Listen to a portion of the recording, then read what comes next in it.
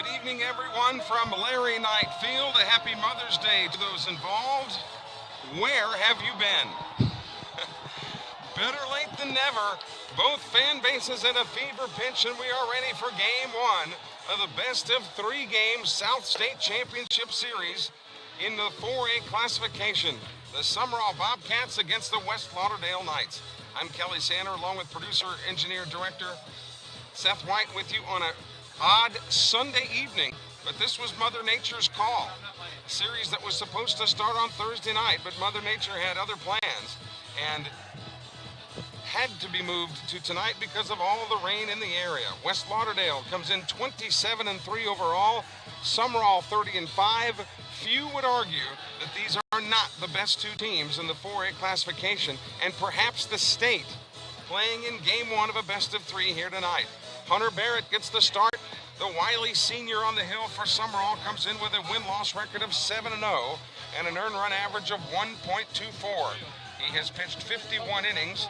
He has given up 34 hits. He has walked 10 and struck out 53. So the walk-to-strikeout ratio is over 5-1. He will face the West Lauderdale lineup this way. Austin Davidson, the second baseman, will bat first. He'll be followed by Brett Mason, the left fielder. Braden Luke batting third, bats third. Ben Etheridge, the pitcher, batting fourth. In the 5-hole is Cameron Partridge, the shortstop. He'll probably pitch as the starting pitcher tomorrow night for the Knights. Mason Willis bats sixth and plays first base. He'll be followed by Cade Kennedy, the designated hitter, batting seventh. Then Tanner Parker bats eighth. He's the catcher. And Brandon Andriacchio, the center fielder, bats ninth. So for West Lauderdale, it's Davidson, Mason, Luke, Etheridge, Partridge, Willis, then Kennedy, Parker, and Andriacchio against Hunter Barrett. So here we go. Pull up a chair and lend an ear as we get ready for this one tonight. Davidson digs in there with a .426 batting average, 2 home runs, and 21 RBIs on the year. Righty versus righty, the matchup here early on.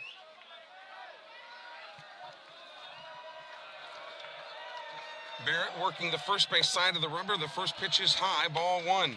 The Sumrall defense has Sully Clark at third, which is standard fare when Barrett is on the mound. Tanner Morgan playing a deep shortstop here. Zane Berry at second, Mason Story at first, and that's ball 2 inside. Then the outfield left to right for Sumrall is Hayden Barrett in left, Dennis Jackson in center, and Billy Garrity in right.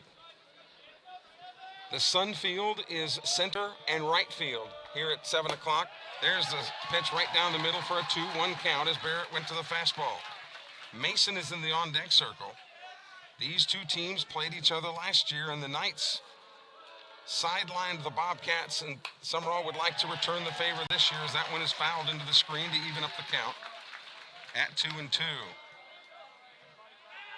What a series this should be if both teams play up to their capability.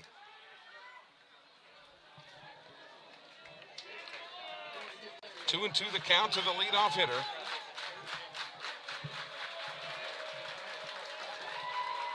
Barrett kicks and delivers, takes something off it, shot towards second. One hop to Zane Berry over to first for the first out of the game. Left fielder Brett Mason. And as you would expect in a series like this, the emotions will run high, and even on routine plays, the fan bases will be on their feet cheering on their team. So here's Brett Mason now, the left-handed hitter, hitting .376 with 2 homers and 19 runs batted in. Braden Luke in the on-deck circle, the third baseman.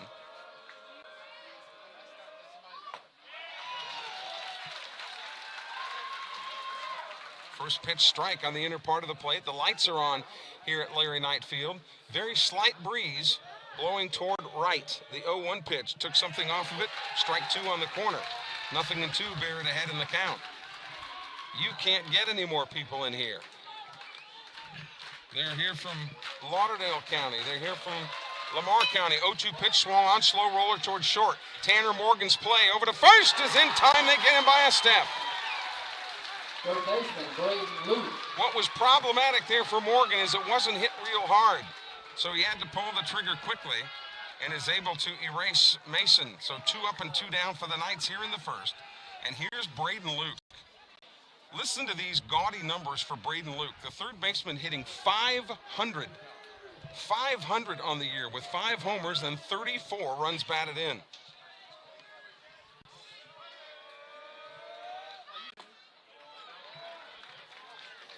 Takes the first pitch for ball 1. Scary numbers all the way across the board for this Knight team, but the same thing could be said about Sumrall. Took something off of that one. Here's a drive to right center field. That ball is well hit. That ball is gone.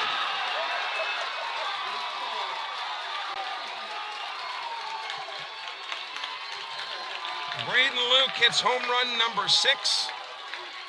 His 35th run batted in. And after going 2 up and 2 down,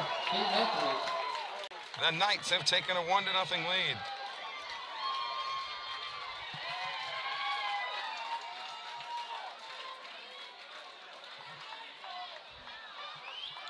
And here comes Etheridge. Tonight's starting pitcher, Etheridge hitting .419.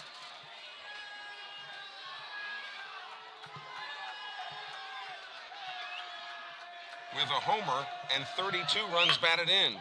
First pitch, ground ball to Morgan at short. He gobbles this one up, throws the first. And he's out by half a step. 1 run, 1 hit, no errors, everybody left. So the Knights very aggressive at the plate, but do come up with 1 run on 1 hit.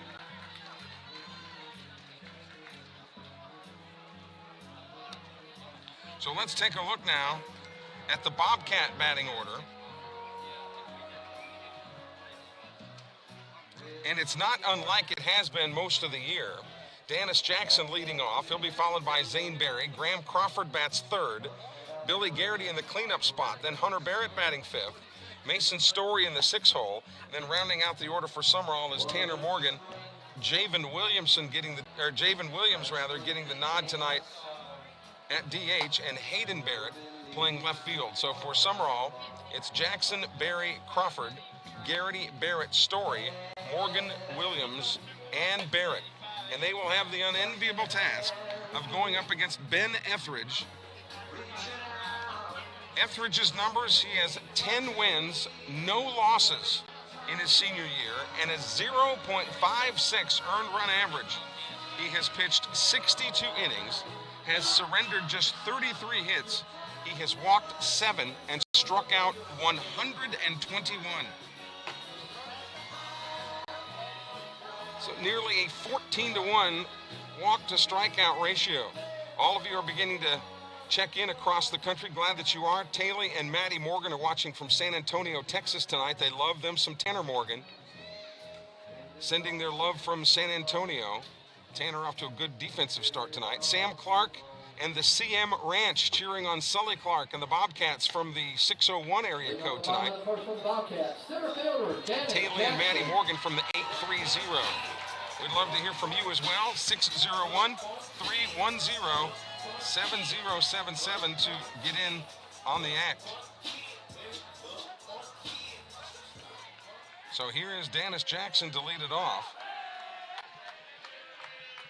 To face Ben Etheridge. First pitch swinging is popped out of play to the right side. Dennis hitting .355 with no homers and 17 runs batted in. Etheridge and Partridge are both committed to the next level. 0-1 pitch is outside. Etheridge headed to Southern Miss, and Partridge, tomorrow night starter, headed to Jones. Here's the 1-1 pitch. Swung on, popped it up. Shallow center field, but the shortstop actually going out, and the center fielder waves him off, but loses sight of the ball and kicks it around, and Dennis Jackson is at second base. Second baseman, Zane Berry. It'll go as a double. Dennis Jackson did what he should have done. You can't take for granted that they're going to make that catch. The shortstop, Cameron Partridge, went out, and the center fielder, Brandon Andriacchio, came in. But again, we mentioned that sun being problematic in center and in right. And Andriacchio lost track of it, and it dropped into center field. So Jackson is there with officially a leadoff double. First pitch from Zane Berry, tries to bunt his way on and pops it to the screen here to our right. They're all cats in their Sunday whites. The Knights in their scarlet tops with white pants and scarlet socks with black stripes. Bottom of the first inning, the Knights lead it 1-0 on the Braden Luke home run.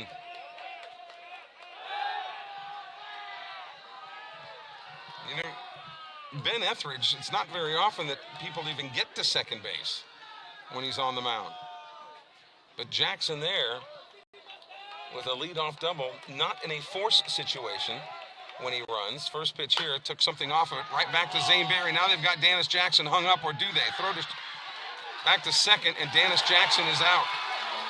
Base running mistake by the Bobcats cost them there. So it'll go as a fielder's choice.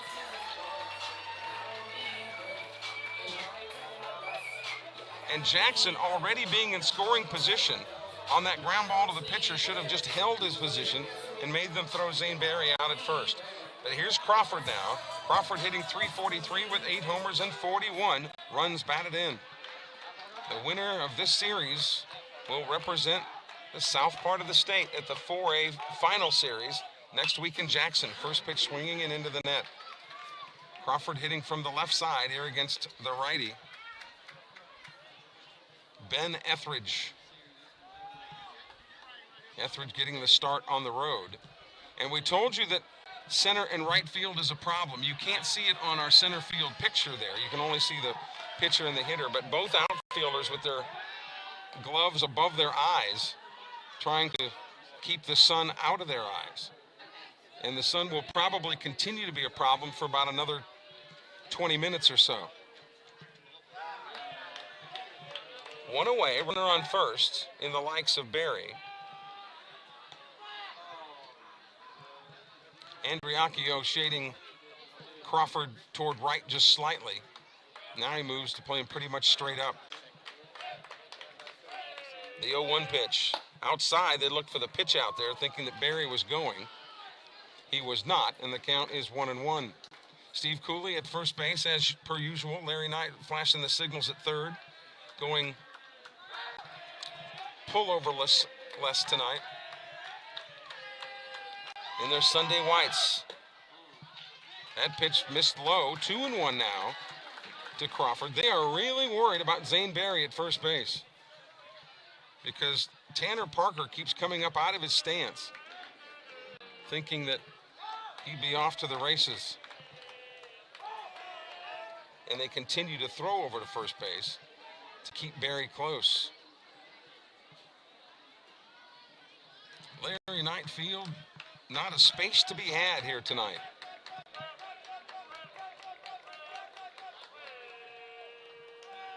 The 2-1 pitch to Crawford, runner going, and is fouled into the net. Good hit and run count. 2-1 is a good hit and run count. He got the fastball and just couldn't square it up. So Zane Berry retreats. And the count goes to 2-2 to the Sumrall catcher, Graham Crawford, with Billy Garrity on deck. And he and Crawford have got some home runs up their sleeve. 2-2 pitch, swung on. There's a little looper toward left, but foul. And I would say landed over there in the red clay by the fence, but tonight it's a mosh pit. By third, this field took a ton of rain. And kudos to everybody that helped get this field ready just to play tonight. Even as hardworking as the sun and wind was today, it is still a little soft. Etheridge peers in to get the sign, taking a lot of time there on the mound. The 2-2 pitch, just out 3-2 now. So we'll see decision time for Larry Knight as to whether he wants to start Zane Berry down at first base. A shout out from the 734 area code. Leslie and George are watching from Michigan, cheering on their cousin Billy Garrity and the rest of the Cats tonight. Their favorites, the Tigers, beat the Twins today 5-3. 3-2 payoff pitch to Crawford. Swung on, slap towards second, flips to second for one, over to first, dig out at first, double play. 4-6-3. No runs were hit, no errors, nobody left. For 1 inning, West Lauderdale 1, Sumrall 0. So no runs on a hit for the Bobcats. We've completed an inning here in Lamar County, 1-0. The Knights leading the Bobcats. Want to thank our sponsors, State Farm Insurance agents Stacy Clark and Lance Ware. Find out how you can stretch those premium dollars by bundling your homeowners and auto insurance. Like a good neighbor, State Farm is there. Also, our friends at the orthodontic firm of Granberry in Henderson, wanting you to be sure that all throughout life you'll have that $1 million smile. Granberry and Henderson Orthodontics. Beautiful night here, finally. Game 2 of this series, no rest for the weary. These two teams will head right back up to Lauderdale County for a 7 o'clock game tomorrow night. Don't know who the starters would be, but if for the Knights, I would guess most certainly it would be Cameron Partridge. That Larry Knight has a lot of different arrows in his quiver that he could incorporate. 1-0 here as the Knights come to bat in the top of the second. They'll send up Partridge, Willis, and Kennedy. Partridge hitting .301 with a homer and 16 runs batted in. Willis right behind him hitting .343.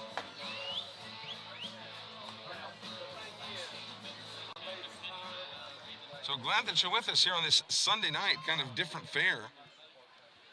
Calling a ball game on Sunday night, but again, circumstances warrant it sometimes.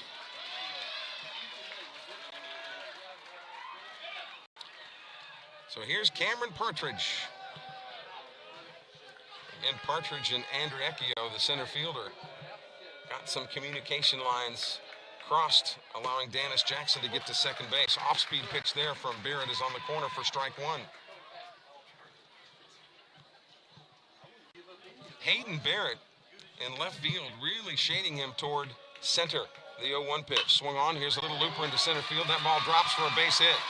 Dennis Jackson is there to retrieve it. It's a leadoff single for Cameron Partridge here in the top of the second inning. And that'll bring up Mason Willis. First baseman, Mason Willis. One of the things that jumps out at you as you look at the stat sheet for the Knights is every guy on the team has hit at least one home run.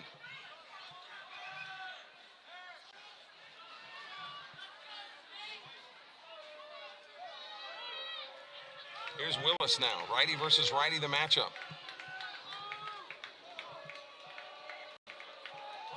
It puts the bunt down. It's a beautiful bunt. They'll go to second with it, and the force is there at first.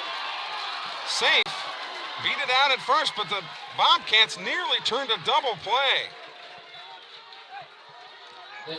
Tried to put down the sacrifice bunt, and it actually wound up just being a fielder's choice. So runner at first with one out, and here's Cade Kennedy. Righty versus righty, the matchup again.